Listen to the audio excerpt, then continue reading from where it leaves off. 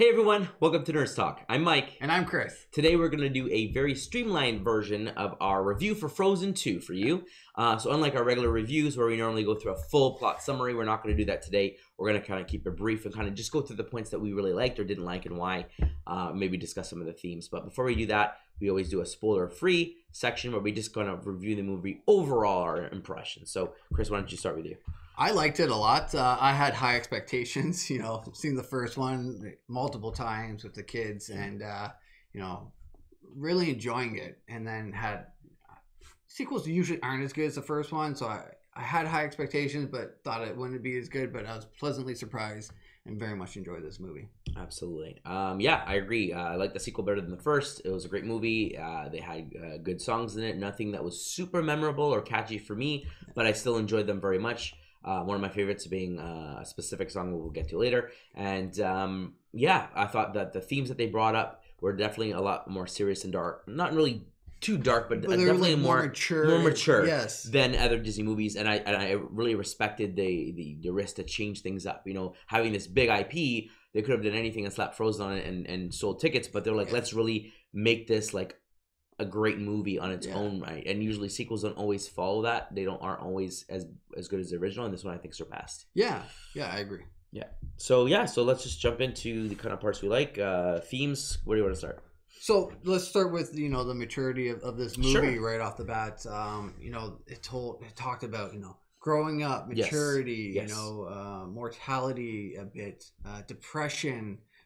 So it touched on a lot of pretty important things that everyone goes through in their lives, or most people go through in their lives, at least. Finding a purpose. Yeah, and I thought they handled it very well and had like a point to some songs that they did, or showing that it may be hard, but you have to keep going and taking one step at a time. It was kind of not as heavy as Inside Out, but kind of similar to that with the emotions and the maturity and the things that people go through. Absolutely. So yeah, dealing with loss was definitely a heavy theme here. We have a couple characters potentially die, and I say that with quotes because the way they handle it is not the traditional Death. Bloody and whatnot. But I mean, Olaf dies. Elsa essentially gets frozen herself. Similar to what Anna did in the first movie, and this is a frozen state that is essentially killing her, like she's dying. And because of that, her power is essentially being weakened, and so Olaf, which was created by her power, ends up flurrying, mystifying. Correct.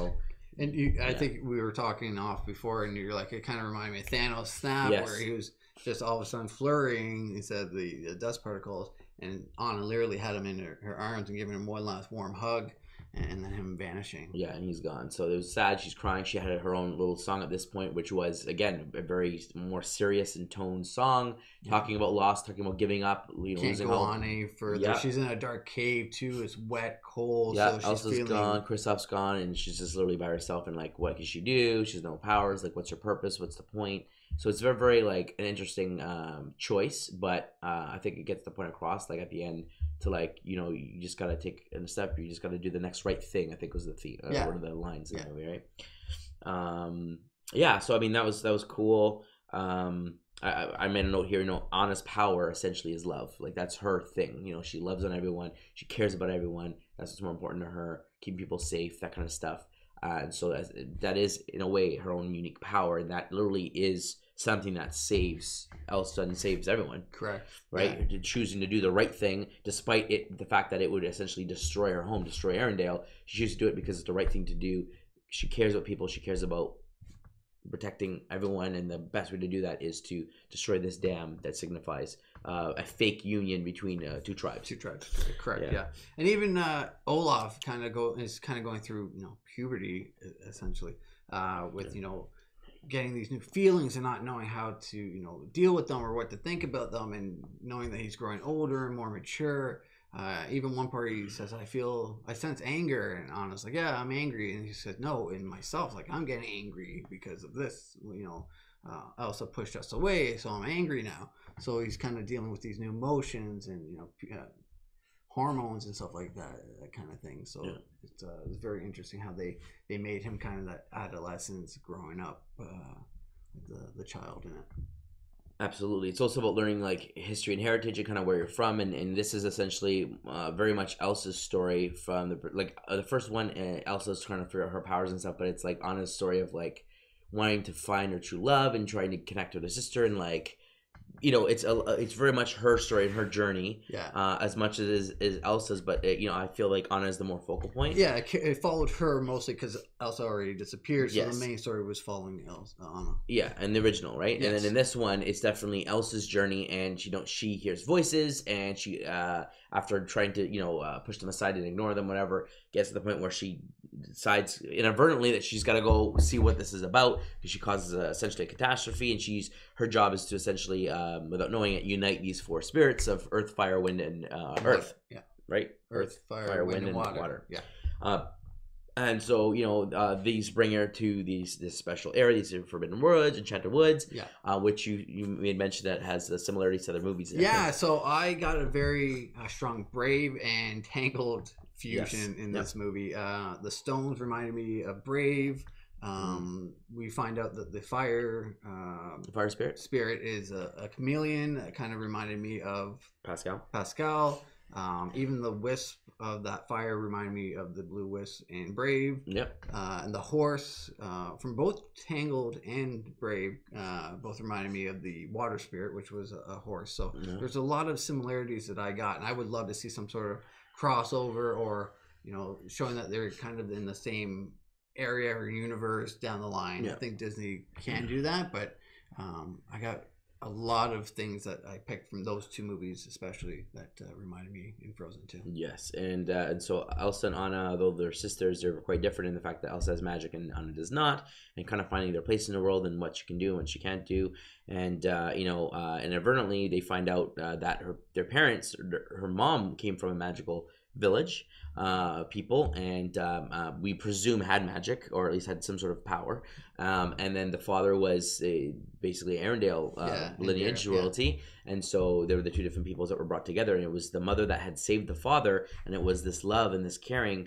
that had the spirits that act. The spirit saw that and granted them their first child special powers. That's right. Because her mother, I guess their tribe kind of follows magic and believes in magic and lives their way by that. And the Arendelle are afraid of that, essentially. Absolutely. Yeah. So that's why there's that's the adventure. Anna has to go out. There's spirits are all in chaos. She's got to go and unite them and figure out and kind of. She wants to find this fifth spirit. That's supposed to bring them all together. The four and the journey leads to the point where she finds out that she is that fifth spirit. That's right. And she's the one that's going to bring them all in unity, and she does. Yeah, at the end, she finds out the truth about how this bridge was actually not really a gift, but more of a ruse to get them together to defy the other tribe. Absolutely. Just a couple moments here that I thought were really cool were the funny music video. So Kristoff has his own song in this one. And it's great. It's him singing. It's very much a music video, 80s ballad, like a rock ballad. Yeah, really well done.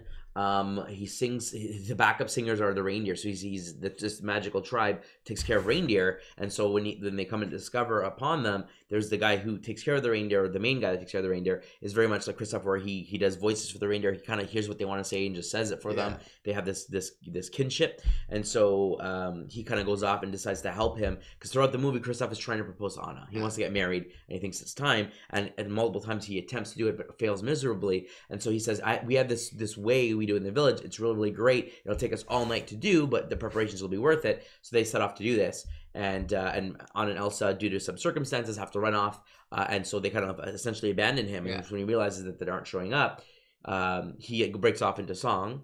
And it's hilarious. And so literally in his song, Sven gets his voice, and so you actually get to hear his voice, and he sings, and they do duets, and then the other reindeers come up as background singers, and it's really great, really well done. And like I said, not just a traditional musical Disney song, but literally shot like as if you're watching an 80s music video with like fade ins and outs and just different things. The close-ups and it's fantastic. Very funny.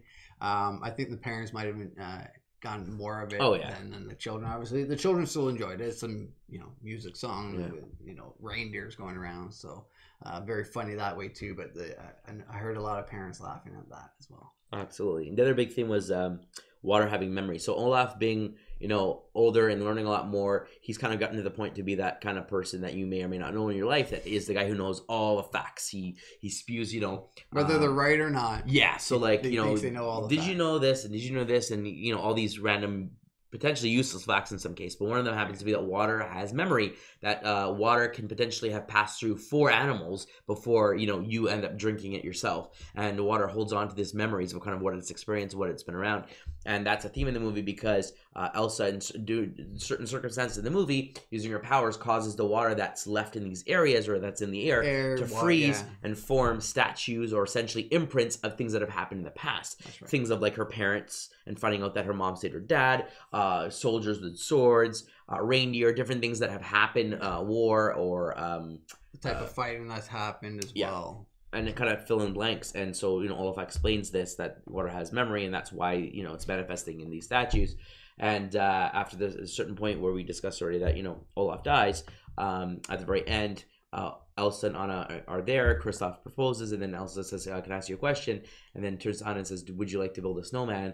And then pulls Olaf back from the exact same flurries or dust essentially that he was left in, and rebuilds him. And she mentions it's a good thing water has memory, because all his memories and everything will be intact. So it's not like a new version of Olaf, it's the same Olaf as we knew. I'm like, okay, so they did that kind of stuff, which is pretty cool.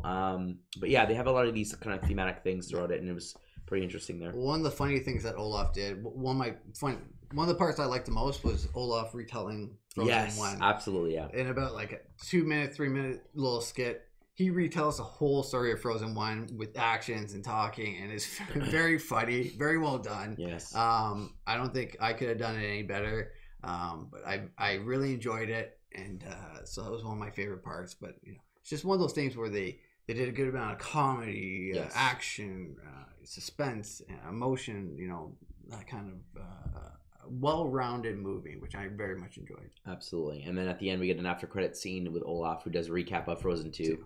To I guess the little kids or whatever. It's really funny. So I thought it was really well done. I enjoyed waiting for that. I thought it was really cute. Yes. And overall, Disney has definitely outdone themselves. I think that this sequel is definitely better than the first. And it's not just a story about, you know, finding true love or love's first kiss, whatever. It's like an adventure story. Whether you agree with the idea of these, you know, this is in the fjords and the kind of the Viking era of time, I would guess, with the spirits of fire and water and wind and stuff. You know, some people may not believe in that, and that's fine. But it's just a story, an interesting tale, and I feel that that's a nice change of pace of just like, you know, it's a princess movie, so it has to be about them falling in love, and it's different from that. So I like that. Yeah. I also like that it answered a few questions Yes. inadvertently. So Anna, Elsa, and Olaf actually find the ship of their parents that was shipwrecked, and you know, through her powers, recreate and find out that her parents did die on the ship. But they also find a secret compartment that's waterproof that has a map of the route that they actually went. So they weren't going on the Southern Isles; they were going on the Black Sea and trying to find this island to get answers on why Elsa has these powers and how she can control them. And it was this water spirit that basically caused the boat to capsize and them essentially die. It was because it was trying to keep everyone out, because these spirits were all not unified, you know, not united. They're all going crazy and whatever because of the horrible act that had taken place, which was essentially the grandfather of the Arendelle lineage killing someone in cold blood, one of the leaders of the chief of the Northaldrins. Yeah. So and so because of this, you know, that's why everything kind of went in chaos. And Elsa's powers, she's part of these spirits, and it was her job, her journey in order to unite them, and that's kind of what the movie's about. So at the end, we Elsa decides that she's going to go with this clan and Northaldrins and live with them, and you know, kind of whatever, be the queen of them, or just live with them. And Anna becomes the queen of Arendelle, which is very fitting. You know, the two sisters, the two bridges, the two different tribes that they're both part of, because their mother and father were from each, that they're both ruling each one or being part of each one. And still at the end, Elsa's on her way over for a family night with Anna and Kristoff and all of them. So it was great to see at the end all the, you know, the elements together. Anna's the one or Elsa's the one that, you know, is keeping them all together. That's right. We see each of them. She freezes the water steed and it becomes hers. The rock figures are helping her across the way. So all the elements are, you know, a part of her and part of the in balance. Yeah, all in balance and living in harmony together. So it's quite nice to see that very end of they're both part of their own tribes, but they're all together as well. Absolutely. So overall, I think we recommend this movie as a watch for our viewers. Whether you have kids or not, I think it's a great movie. If you're a Disney fan, definitely watch the movie. You'll enjoy it. Definitely. If you have children, they're going to love it if they liked Frozen 1. I knew a couple people who weren't really a fan of the first one, but really liked the second one. So, yeah, it's definitely a treat. Fun family movie. But with that being said, I mean, overall, great movie. Now, did you like the songs in Frozen 1 or 2? I like the songs in both. I think the songs in the first one are definitely more memorable, definitely more catchy. In this one, I did like the Olaf song. I thought it was cute, teaching a great message for children, but I don't remember it. Yeah. Like, I can't remember the melody. The same thing with Elsa's Into the Unknown song. I know that it's based off the Siren Call, and that's like the theme, and that's kind of just like the Let It Go theme is throughout the movie, and then she has her big song, and you still hear that, the piano, the chords and stuff, right? That melody of that Let It Go. The Siren song is throughout the movie, and that's the main part of the Into the Unknown, but I can't remember it as, that big epic thing as, Olaf's Summer Song and Let It Go and Do You Want to Build a Snowman and that kind of stuff, right? So, but yeah, the 80s song, like, that's a song that I'd probably be like, I want to download that one. I enjoyed it that much. I can't remember it, but I do remember the visuals of it and how cool it was presented. And I'm like, yeah, I like that song. That was really awesome. Yeah, I agree. The first song, well, what I liked about the second movie and their songs is they didn't rehash or remix any of the original songs. No. There are two parts. In Kristoff's song, he starts with why are reindeer better than people? But he that's just right. uses the first line, and then he changes it all, and it goes into a totally different lingo. And for Elsa's Into the Unknown, it starts with the "Do you want to build a snowman?" That's right. Lyrics, but then totally changes. So it's great that way. But they made them their own. Yeah. Into the Unknown's stuck in my head. Yeah. But that's the only one. In Frozen 1, I had about 4 songs stuck in my head. So I would say Frozen 1 was more memorable with the songs, and I enjoyed them more. And they were definitely catchier, and they got stuck in my head, unfortunately. Yeah, but I think the messaging in these songs were definitely, plot building and had purpose, and they weren't just a song for a song. Yes, yeah. Exactly, well put. Yeah, I mean, great movie, definitely well done, definitely a leg up. I like the risks that they took. Wanted to focus on not just the story and like on an adventure, but trying to deal with the themes that we talked about. Yeah. And we had stuff there for adults, we had stuff there for kids. Yeah. I see. Disney and Pixar, they usually do a good job, and I would say this is one of the tops, one of the top 3 on my list for sure. Okay. Definitely. Yeah, awesome. So I mean, let us know, what do you think, fans? Do you agree with what we discussed? Do you disagree? Was there a moment that you saw that you perhaps we didn't discuss, you'd like to make mention of it? What was your favorite part? Yeah, is there something you disagreed that we thought was really, really cool that you didn't get that message, or you didn't think that made sense? Also, let us know. If you'd like to support us, please subscribe to our videos. Please like the video as well. Subscribe to the channel. If you like the video, give it a thumbs up if you like. And if you'd like to have us review other videos, content, video games, whatever, shoot us an email at nerdstalkinfo@gmail.com. We'd love to hear your opinions and kind of what content you'd like for us to kind of create and kind of focus for you. But with that, as always, friends, stay nerdy.